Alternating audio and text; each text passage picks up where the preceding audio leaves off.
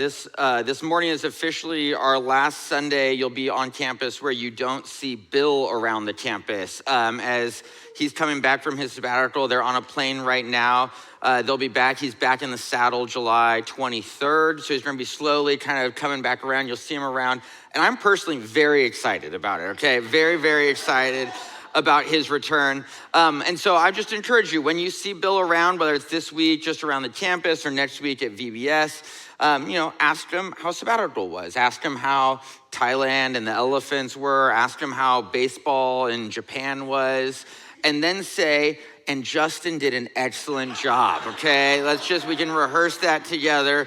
That's what we're going for. So now that we're all in agreement on that front, We're closing out our time together in this series over these past few weeks, thinking about what it looks like for us to live as these little flowers of Jesus, to live as little flowers that grow up in the shadow of redwood trees, these little flowers that might seem small in comparison, but still somehow glorify God. They build up and edify those around them. They bring life to the people they encounter each and every day.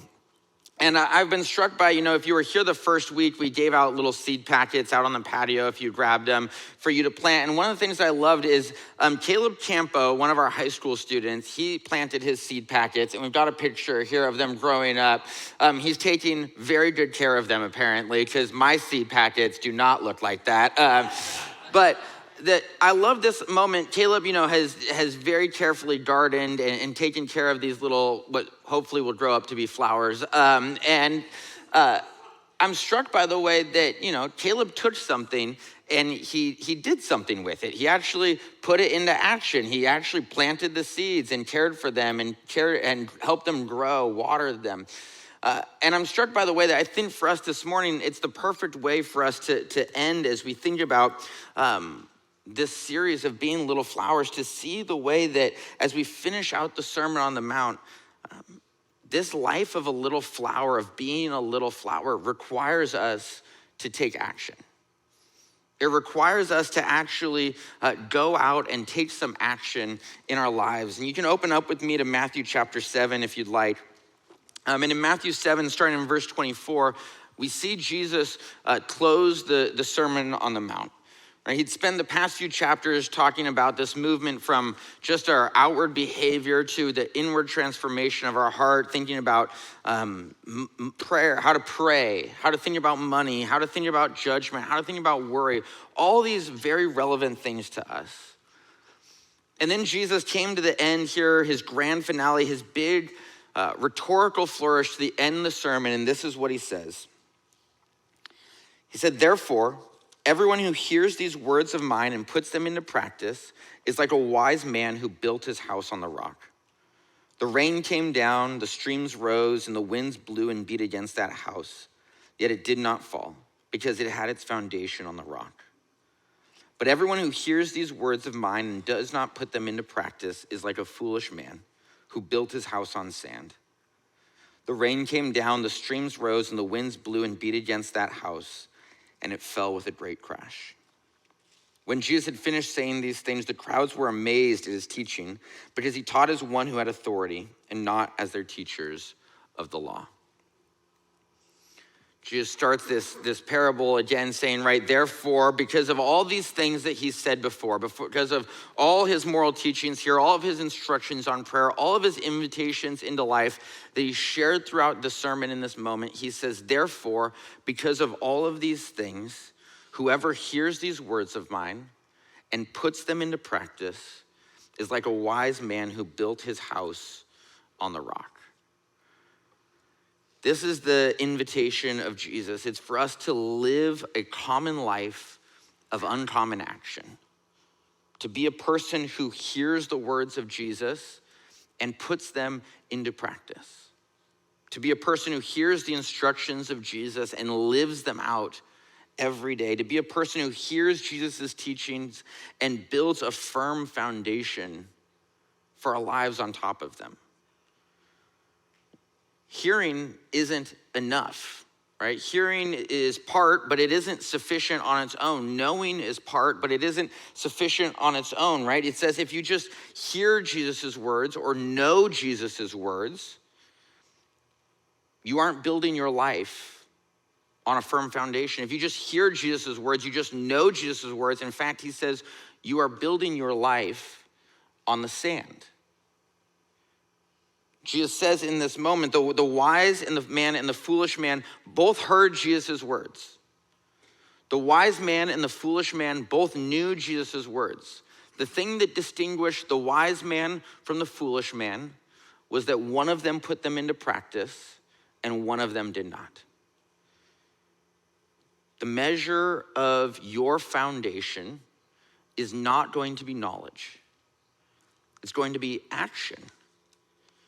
And notice really quick that I didn't say that the measure of your salvation is going to be action, right? It's not that you can do enough good things to get yourself to heaven, but it is that you, through your actions, by putting Jesus's words into action, can build your life on a solid foundation. Or you can build your life on unstable ground. The choice is up to you. If you want to be the little flowers who glorify God, it's going to require you to put Jesus's words into action. If you want to be little flowers who build up and edify those around you, it's going to require you to put Jesus' words into action. If you want to be a little flower who brings life to the people you encounter every day, it's going to require you to put Jesus' words into action. Right? God isn't necessarily glorified because of the things we know. People in our lives aren't built up because of the things that we've heard. Our 8 to 15 don't experience new life in Jesus because of the things that we have learned at some point in time. All of those things come from us putting Jesus' words into action. And they don't have to be big actions, they don't have to be grand actions, but they do require us to put them into practice. If you want to have the uncommon faith that brings light to you and to your 8 to 15 that we talked about, Jesus says, put my words into action then. If you want to have the uncommon love that always works to draw closer to people, whether they're easy for us to love or they're difficult for us to love, Jesus says, put my words into action. If you want to have the uncommon restoration that removes the plank from your own eye before it helps to try to remove the speck from your brother's eye, Jesus says, then you got to put my words into action. If you want to have the uncommon treasure that stores up for yourself in heaven rather than here on earth, that has the right lens to see the world in a way that keeps your heart healthy, Jesus says, here's the solution, put my words into action. And I know that at some point right now, it probably feels at least a little bit like I'm beating a dead horse at this point. Sorry to Mitch and our vegan friends on that point. But, but the thing is, I don't know what else to say. This is so important for us. This is so important for us. We all want our lives to be built on a firm foundation. We all want our lives to be built on the rock. We see the parable that Jesus tells, and all of us think, yeah, I want my life to be built on the rock, not on the sand. I want my house to still be standing, not to be torn down by the storm. But so often, we stop short of that point. We stop short of the place that Jesus is inviting us to. We hear something good, we read something good in Jesus' words, and we take it in and we stop there. That's how far it goes for us. We don't do anything with it. And I'm including myself in that, okay? A few weeks ago, Amy was up here talking about uncommon restoration. And I sat here and I listened to her and I thought she had so many great things to say, so many insightful things to say based on what Jesus was teaching. And I'm not just saying that because she's my boss, but because I really think it. And I sat there and I was challenged, I was encouraged, I was pushed in some ways. And you know what I did with that? Nothing. At least I didn't do anything right away. I just kind of went along with my day. I went forward with my day. I don't remember what I did that Sunday. All I remember is that it was apparently more important to me than putting Amy's sermon into practice. And in hindsight, when I think about it, I realize that, if I would have that day dealt with some of the planks in my own eye 3 weeks ago, I'd be in a better place right now.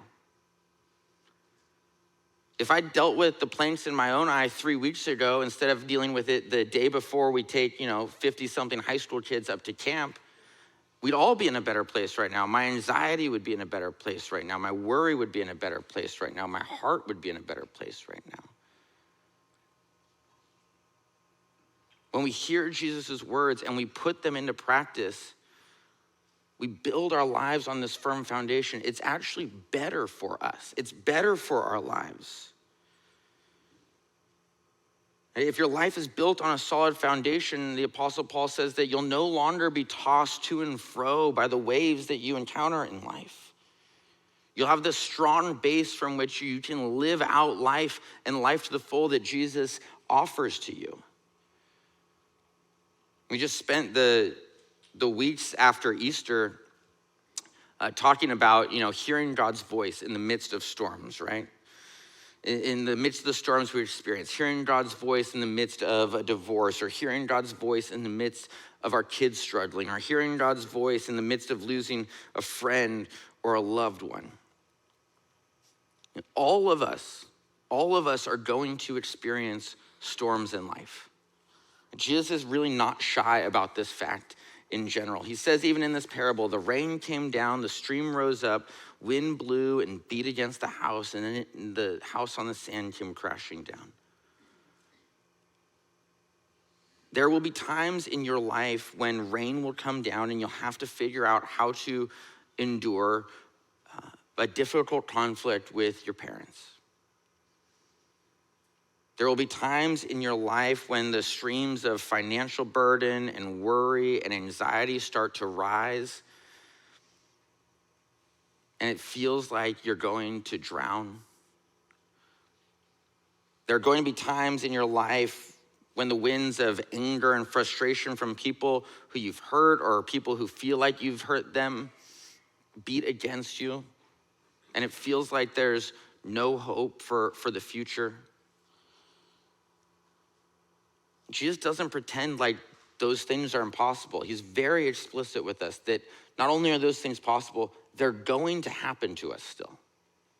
We will still experience these storms, but what he says is that you can face these storms, you can experience these storms with a foundation that isn't shaky anymore. With a foundation that is firm, that is solid, that is stable. But you have to put his words into practice. You have to be willing to put his words into practice. In James chapter 1, the author says this, if I can turn there fast enough. This is my nightmare scenario here where I can't get there. Oh no, I lost it. Okay, everyone say a quick prayer. Let's see if he can do it. In James chapter 1, it's on the screen, whatever. Oh, I did it. Yeah. Whoever it was that prayed, it worked. Okay. In James 1, starting in verse 22, James says this. He says, "Do not merely listen to the word and so deceive yourselves. Do what it says. Anyone who listens to the word but does not do what it says is like someone who looks at his face in a mirror and after looking at himself goes away and immediately forgets what he looks like. But whoever looks intently into the perfect law that gives freedom and continues in it, not forgetting what they have heard, but doing it, they will be blessed in what they do." The book of James is kind of one of those, it's probably the most scathing of the epistles in the New Testament, right? Of all the 21 letters we see in the New Testament, James is the one that when I read it, you kind of like wince through it a little bit, right? Like you just feel the pain of it. And James isn't subtle, right? He's not subtle here. He's really clear in this moment. Do not merely listen to the word and so deceive yourselves. Do what it says. Anyone who listens to the word but does not do what it says is like someone who looks at his face in a mirror and after looking at himself goes away and immediately forgets what he looks like. The description, I think, it tells you exactly what James thinks about people who hear the word and do nothing with it. Right? They're like these people who they can't even recognize their own reflections in a mirror. They can't even see who they really are themselves, and they forget. And I was thinking about when I was in elementary school, we had a dog named Rosie, and we got her from the pound. And I don't think any number of DNA tests could have told us what kind of dog she was. Okay, she was just a dog, and that's what she was. And we loved Rosie. She was a great dog. And at one point, she discovered her own reflection a couple years after we got her. And so I remember sitting in my parents' room with them, and they had big the mirrored closet doors, floor to ceiling, right? And I had the same ones in my room, kind of down the hall a little bit. And Rosie walked in very casually, and she looked in the mirror, and she saw herself. And she froze there. And she just started staring in the mirror like there was another dog in the room, right? She's staring at it. And then she just bolts out of the room. And I can see her run into my room. And she looks in the mirror there and she sees herself again. And she comes sprinting back on the hardwood floors in the hallway, just the clack, clack, clack of her nails, right? Sprints back into my parents' room, sees herself back and forth, back and forth, back and forth. And we're dying laughing at this point, right? Like, oh, what a poor dog running back and forth. And then she comes back into my parents' room after a while. She looks at herself in the mirror and she poops everywhere on the carpet, just like explosively on the carpet. Her own reflection scared her to the point that she lost all bowel control right there. And we weren't laughing anymore, right? That's the end of the laughter at that point. And yet I think when we look at this, I don't want to be too harsh on us for a second. But what's James saying here is saying, hey, if you're a hearer of the word but not a doer of the word, that's you. You can't even recognize your own reflection. You don't even know what you look like. You don't even know what this life is like. He's saying you're missing out. That's not the best life for you. This isn't how it's supposed to be. There's something more offered to you. There's something more that God has for you. And when we do this, what we end up doing is we build our lives on shaky ground. We build our lives on the sand, and we're forgetting what we look like in our own reflection. And we rob ourselves of the opportunity to encounter God's grace in new ways each and every day. Dallas Willard pretty famously said that grace is not opposed to effort, it is opposed to earning. And I think for all of us, if we're going to be the little flowers that Jesus calls us to be, there's going to be effort. In fact, I think going to be a lot of effort involved, and yet at the same time, there's going to be a lot of grace.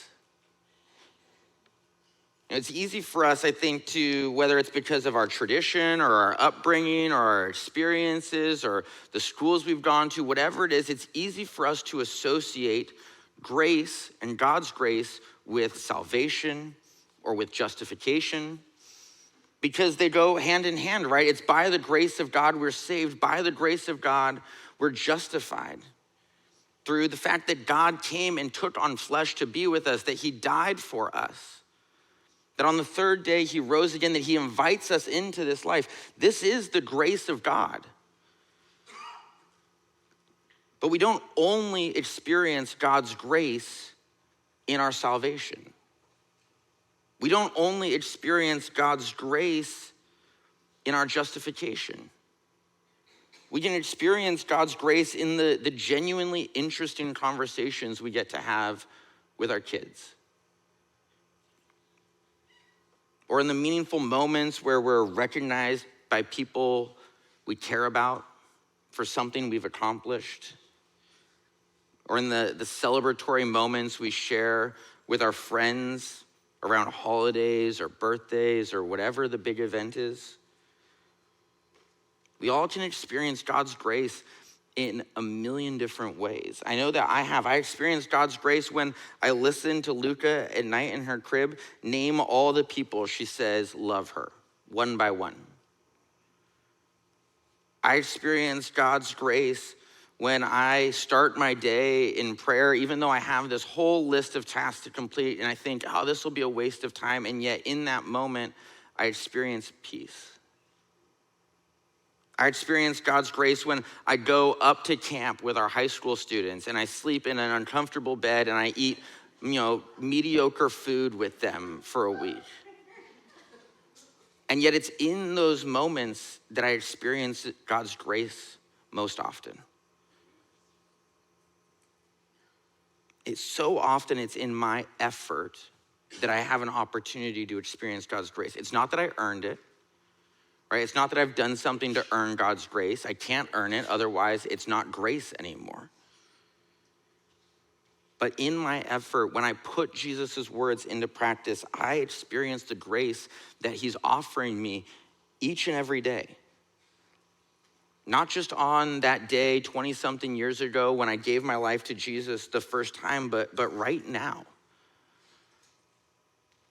The same grace that moved you to tears as a high school student in a worn down chapel up on a mountain, that same grace that made you feel at home listening to someone preach in a stadium full of thousands of people, that same grace that brought transformation to your life as you struggled to understand what your purpose was supposed to be, that same grace wasn't just offered to you once at some time in the past, but is offered to you again each and every day. To experience that same grace that God is offering you each and every day. You make the effort. You put Jesus' words into practice. You live a common life of uncommon action, and you experience God's grace anew. Thomas Merton said, every breath we draw is a gift of God's love. Every moment of existence is a grace. Every moment of existence is a grace. It's a moment you experience God's grace. It can be a moment you build your life on a solid foundation. It can be the big moments, the small moments, everything in between. The question isn't whether or not God will extend his grace to us. He's already done that. The question is if we will experience God's grace by putting his words into practice, by living the life that he's called us to, by building our life on the firm foundation he's offered us. To see God's grace poured out on our lives again and again and again. To experience God's grace in every moment of our days. And so what we do is we put it into practice. Right? That's all we can do. That's the whole thing. And honestly, I can say this, there's not all that much more for me to say on that front. Over the past 5 weeks or months or days, maybe you felt God lead you somewhere. You felt God prompt you somewhere. You've been convicted by the words of Jesus and you need to put something into practice. You've been called to something by God and it's time for you to put it into practice. I don't know what that thing is for you. Okay, I don't know what God has called you to. I don't know what God has led you to. I don't know what God has convicted you about. But my sense is that for all of us, there's something. There's always a way for us to put God's word into practice in a new way in our lives. When Jesus was speaking with some of the religious leaders, they tried to trap him with a question, and he responded with the parable of the Good Samaritan, one of his most famous parables. And at the end of it, his command is simple. He says, go and do likewise. And for myself, I've preached a lot over the past 3 months. I've said a lot of things. I don't really have all that much more to say, if I'm being honest with you guys. But I can say, this is the invitation of Jesus, okay? Now go and do likewise. Go and do what he's called you to do. Go and put these things into practice. Don't just be hearers of the word, but be doers of the word. See your own reflection and recognize yourself. Experience the grace that God is offering you each and every day. This is the life of a little flower. It is a life filled with God's graces in every moment. Invited into something more in every moment, but you have to be willing to go and do likewise. You have to be willing to put these words into practice. You have to be willing to live the common life of uncommon action. And so this week, what is it for you that you need to put into practice? Not to earn God's grace, but to put a little effort to build your life on this firm foundation. Let's take a moment there to reflect on that, and in a second, we'll worship this God who extends his grace to us each and every day, in every moment of the day, and who comes alongside us and invites us into this life. So take a moment, and we'll sing together.